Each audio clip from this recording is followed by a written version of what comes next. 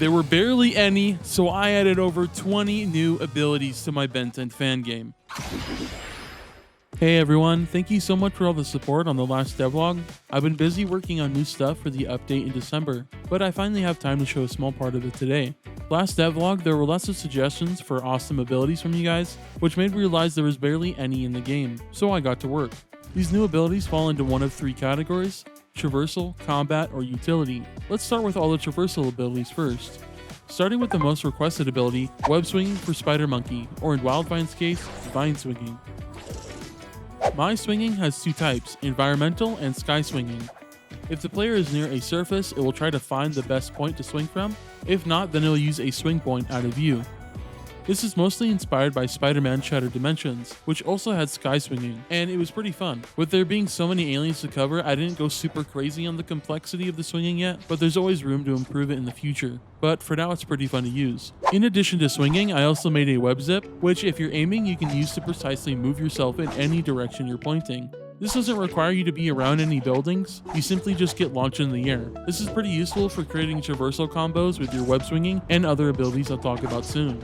Continuing with abilities inspired by Spider-Man, I added wall running. Spider Monkey is the primary alien for this ability, but there's a few other aliens that have it as well, one of them being Accelerate. Contrasting Spider Monkey, where he can move freely on the wall, stop and stay in place, Accelerate must always be moving and sprinting in order to stay on the wall, or else he will detach. As Spider Monkey, you can also jump from the walls either manually by pressing the jump button, or automatically once you reach an edge.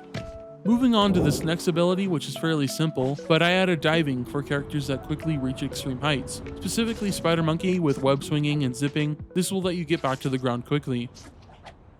Moving on, we now have speed boosting. This ability's been added to most of the flying aliens, and of course, the speedsters, like Accelerate, Fast Track, and Cannonball. It basically gives a short burst of speed, which is tied into each of those aliens' stamina. For some of the aliens, it's just a buff, but for Accelerate, it needs to be balanced with an additional ability I'll speak about later. The stamina system, of course, has a new UI element for each alien to display how much stamina you have. Each alien basically has the same stamina bar, but just comes in different colors to match their aesthetic.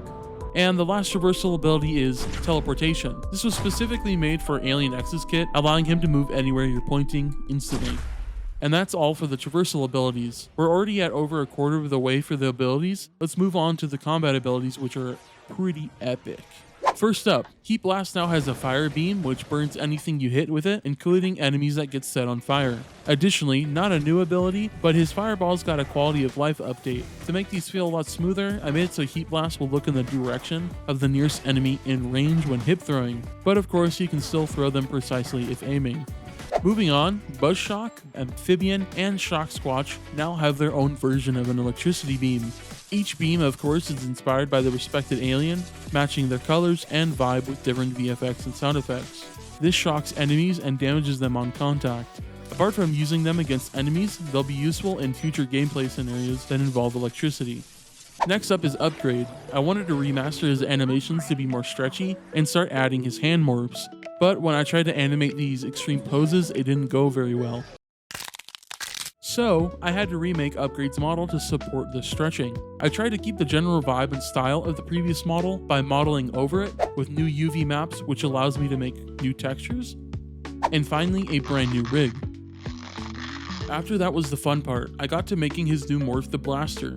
I was heavily inspired by Malware's first appearance from Ben 10 Omniverse, where he used a blaster morph that was pretty badass. The blaster naturally shoots out energy blasts that explode on impact and deal pretty solid damage to enemies. The previous work I did for the stretchy rig came in particularly handy for Upgrade's aim offset, or AO for short, which basically lets a character twist and lean their body in different directions, based on two values. Because of Upgrade's proportions, aiming straight down would normally make his hands clip through the ground, but with the stretchy rig, he can extend his torso enough to make room, which gives a bonus of making the aiming feel smooth.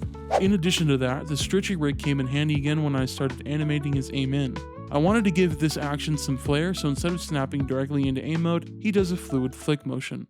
Moving on to Wildvine, he can now throw the pods from his back. These pods have a few different use cases in the show, but I decided to go with the basic explosive version for now. Basically working like grenades/C4. They explode the moment they hit something, but the player can also detonate all pods manually if they want to. Instead of using a UI element on screen to display how many pods are left, I was inspired by Dead Space to use physical/visual ammo on his body. So whenever you throw a pod, you can visually see them be taken out from his back. These of course will grow back after a short cooldown whenever you throw a pod. To make throwing the pods feel smoother, I added a simple but effective system that adjusts the throw speed based on how far away the nearest target is, so the pods avoid overshooting them. Even though we're on combat abilities, Wildvine does have some new traversal abilities, primarily vine swinging and vine zipping. His swinging works exactly the same as Spider Monkey's, except he uses his arms to swing from surfaces instead of webs, which I achieved by stretching his limbs to the desired swing point, on top of his existing swinging animations, which got a pretty much perfect look. Lastly, his vine zip acts like a quick dash, flinging himself in the direction he's moving. Moving on, next we have Accelerate. I gave him speed punches for an alternate method of attack, like SMGs in most FPS games. This ability deals less damage, but of course the speed the damage is dealt at is significantly faster. This ability uses up Accelerate's stamina, which like I mentioned earlier, becomes important when balancing with your speed boost. And lastly for Accelerate, he now has an ultimate ability, being able to create a high-speed tornado. While active, the tornado deals continuous AoE damage and is only active for a limited time before having to recharge to use it again. Speaking of ultimate abilities, next is Heat Blast. For his ultimate ability, he now has a Supernova. You can't move after you trigger it, so timing and positioning is super important, but if you land it, it deals heavy AoE damage, instantly vaporizing weak enemies and burning tougher ones. Moving on to Stinkfly, his ultimate ability is a poison cloud that lingers around in the area for a limited time, dealing AoE damage to enemies that are unfortunate enough to have the ability to smell. In addition to his ultimate ability, he now has the ability to spit his goop or gunk or whatever it is. This deals damage upon impact, but also splats on the surface it impacted. While a splat on a surface, it passively slows down anything that touches it. If an enemy is hit by this goop, it will slowly build up each time it hits them until they are completely stuck in place and cannot move, making them vulnerable to attacks. Moving on back to the ultimate attacks, Forearms previously had an input called Super Strength with no real benefit, but now it does. All his stats are now overcharged, he's faster and stronger, and to add some visual difference while the ability is active, his veins and the screen glow red, with an intense thumping sound and muffled game audio. In addition to his super strength, he now has his iconic rock throw, which of course was inspired by Protector of Earth. This ability also uses the same distance matching Wildvine has for his pods. And also a small detail I added, the rock visually adapts to the environment, pulling out different variations based on where you rip the rock out of. Some include rock, sand, grass, and rooftops, which have some wiring and different junk poking out of it. And those are all the ultimate abilities, so circling back to Spider Monkey, he can now shoot web projectiles from his tail. This serves as a mid-range attack and a way to stun enemies to get in extra damage. If an enemy is hit with enough webs, they'll be completely wrapped up and vulnerable to your attacks. Especially his new Web Strike. Inspired by the same move in Spider-Man Web of Shadows, this is a gap closer to quickly land a heavy attack on an enemy, which can be triggered from anywhere as long as you're in the vicinity of the enemy, including in the air. I wanted the Web Strike to feel powerful, so I added a hit stop and of course a camera shake to sell the impact. And lastly, for the combat abilities, Wildmutt has a Pounce attack.